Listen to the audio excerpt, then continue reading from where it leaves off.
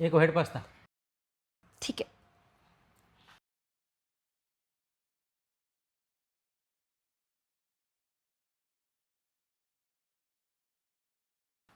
Ma'am एक minute. White pasta.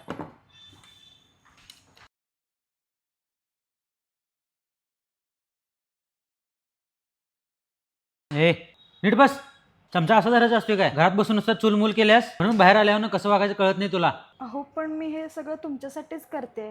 घर, मुलं. ए तुम्ही बायका म्हणजे ना नुसतं घर सांभाळायचं आणि मुलं जन्माला घालायचं एवढंच करू शकता. अहो ए जास्त डोकं चालवायची गरज नाही. सर एक मिनिट. हां बोला.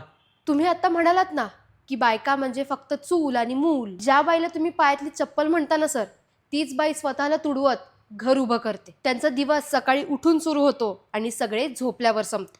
तिच्या अंगावर मार नसतो, पण जबाबदाऱ्यांचे घाव रोज बसत असतात. ती आजारी असली की घर थांबत नाही हो, कारण घर हे तिच्या त्यागावर चालू असतं. होय काय? हे तुमचं वैयक्तिक मत आहे काय? नाही सर, हे सत्य आहे. मी इथे आहे कारण मला स्वाभिमान आहे. त्या घरात आहेत कारण त्यांना कुटुंबाची जबाबदारी आहे. अहो सर, आम्ही दोघीही बायकाच आहोत, फक्त आमची लढाईची ठिकाणं वेगळी आहेत. Sorry madam. सर सॉरी मला नका म्हणू, सॉरी ह्यांना म्हणा. सॉरी अंजली, मला तुझी किंमत कधीच कळाली नाही. मला माफ कर. Thank you madam.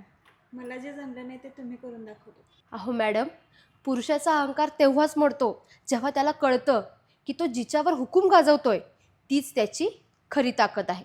बाई पायातली चप्पल नसते सर, तर ती घराचा कणा असते, कणा. अहो मी काय कमी नव्हते, फक्त मी गप्प होते. ती गप्प होती म्हणून कमकुवत नव्हती, ती सहन करत होती म्हणून घर उभं होतं. कोणी घरासाठी स्वप्न बाजूला ठेवतात, तर कोणी स्वप्नांसाठी घराबाहेर पडतात.